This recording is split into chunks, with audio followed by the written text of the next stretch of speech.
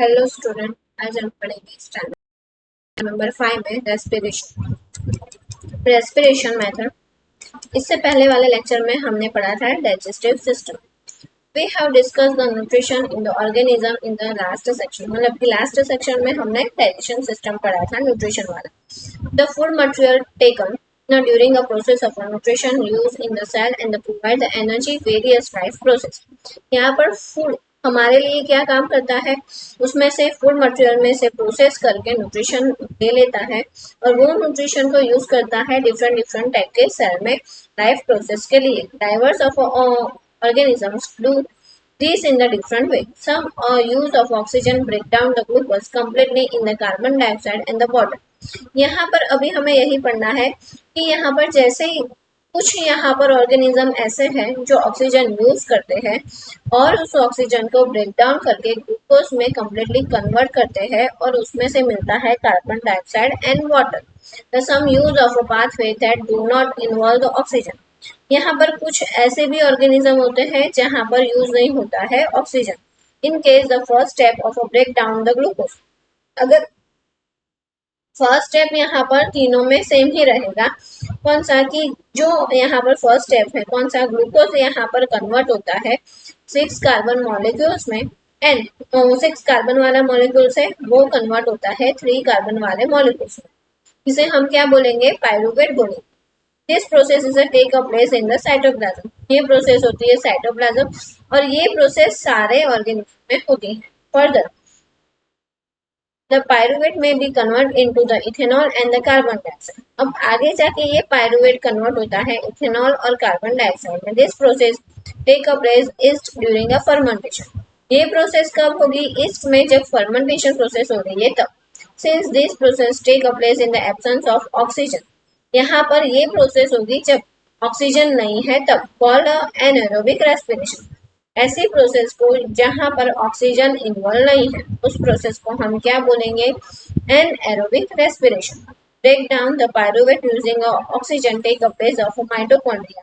यहाँ पर pyruvate break होकर क्या कन्वर्ट होता है, ऑक्सीजन ले लेता है और ये प्रोसेस होती है माइटोकॉन्ड्रिया। इस process break up the 3 carbon pyruvate molecules and the 3 molecules of carbon dioxide. यहाँ पर पायरुवेट के जो 3 मॉलिक्यूल्स है वो पायरुवेट के मॉलिक्यूल्स कन्वर्ट होते हैं कार्बन डाइऑक्साइड में और वो भी 3 molecules. The other product is a water, और एक प्रोडक्ट उसमें होती है water. Since this process take a place present in the air. अब ये प्रोसेस होती है एयर की प्रेजेंट में, इसी वजह से इस प्रोसेस को हम क्या बोलेंगे, aerobic respiration. This release the energy in the aerobic process and the lot the greater than the anaerobic process। यहाँ पर एनर्जी ज्यादा क्रिएट होती है compare to anaerobic process. The some time when there is a lack of oxygen. ठीक है बात, यहाँ पर लेक ऑफ ऑक्सीजन की भी कमी हो जाती है हमारे मसल्स के अंदर। अब ये जो प्रोसेस है वो कब होती है, जब आप बहुत ही ज्यादा तेज भागते हो या तो फिर और ऐसी कोई, मतलब कि कोई भारी चीजें उठा कर लेकर आते हो या तो बहुत ही ज्यादा चल कर आए हो, तो ऐसी सिचुएशन में क्या होती है, सांस फूल जाती है। तो वहां पर मसल्स में क्या हो जाता है, लेक ऑफ ऑक्सीजन, मतलब कि ऑक्सीजन की थोड़े टाइम के लिए कमी। सो वहां पर एक और पाथ क्रिएट हो जाता है, ब्रेक डाउन द पायरुवेट। तो यहाँ पर पायरुवेट का ब्रेक डाउन होता है and here the pyruvate convert into the lactic acid, और पायरुवेट यहाँ पर कन्वर्ट होता है लैक्टिक एसिड में, which is also the 3 carbon molecules, जहाँ पर 3 कार्बन molecules प्रेजेंट होते हैं। This build up the lactic in our muscles and during a sudden activity success of a cramp, जहाँ पर हमें क्रैम्प होता है ना वैसा फीलिंग होती है। सो ये जितना भी लिखावट थी वो यहाँ पर चार्ट में यहाँ पर क्रिएट किया है। सो ये चार्ट में से कभी ना कभी एक क्वेश्चन आता है, जब भी एब्सेंस ऑफ ऑक्सीजन है तो वो कहाँ पर होगा, ईस्ट में। वहाँ पर इथेनॉल, कार्बन डाइऑक्साइड और एनर्जी क्रिएट होगी, जहाँ पर पायरुवेट के 3 मॉलिक्यूल्स है वो कन्वर्ट हो जाएंगे 2 carbon molecules. Lake of oxygen हमारे मसल्स के अंदर होती है, जहाँ पर लैक्टिक एसिड प्लस एनर्जी, जहाँ पर यहाँ पर 3 कार्बन से यहाँ पर भी 3 कार्बन ही रहेंगे। प्रेजेंस ऑफ ऑक्सीजन कहाँ पर होता है, माइटोकॉन्ड्रिया के अंदर। कार्बन डाइऑक्साइड यहाँ पर होता है, वाटर और एनर्जी क्रिएट होती है। Energy release during a cellular respiration immediately use a synthesis molecule called ATP।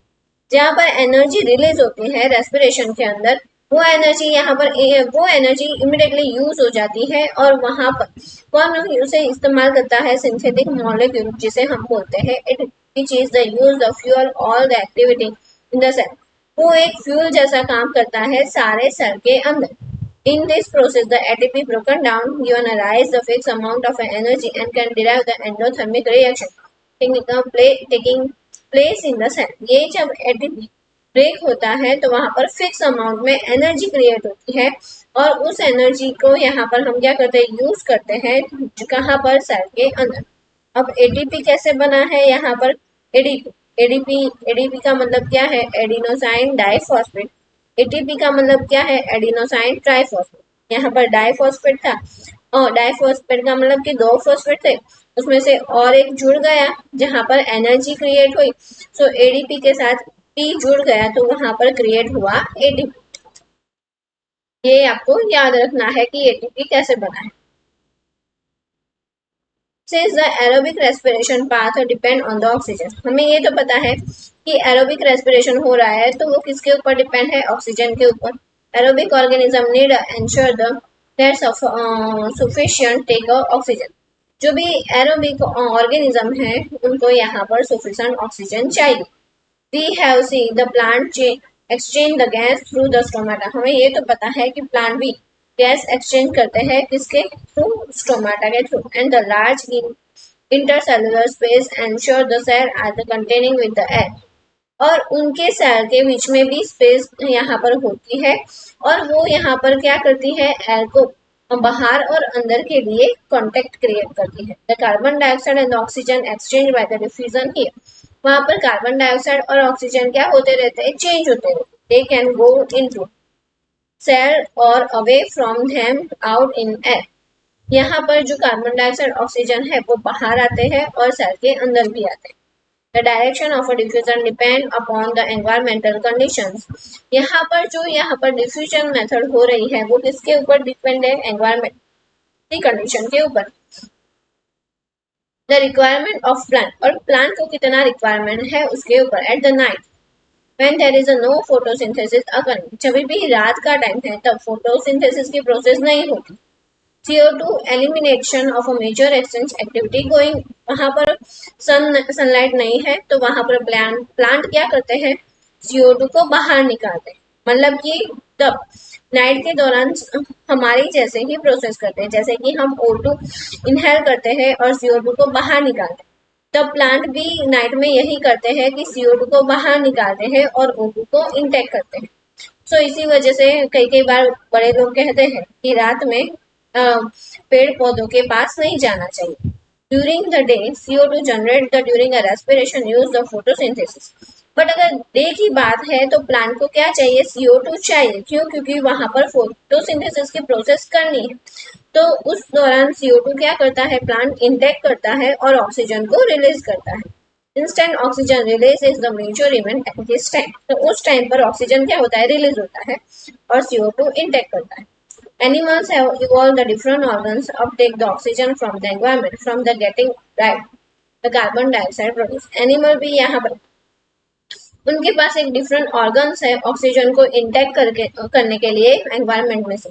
सो वहां पर कार्बन डाइऑक्साइड वो क्या करते हैं, बाहर निकालते हैं। Terrestrial animal can breathe the oxygen into the atmosphere, जो टेरेस्ट्रियल एनिमल है वो ब्रीथिंग में ऑक्सीजन इंटेक करते हैं एटमॉस्फेयर में से, पर the animal leave the water, पर जो पानी के अंदर रह रहे हैं एनिमल यूज ऑक्सीजन डिजोल्व, तो वो कौन सा ऑक्सीजन वो यूज करते हैं, जो पानी के अंदर ऑलरेडी डिजोल्व है वो ऑक्सीजन।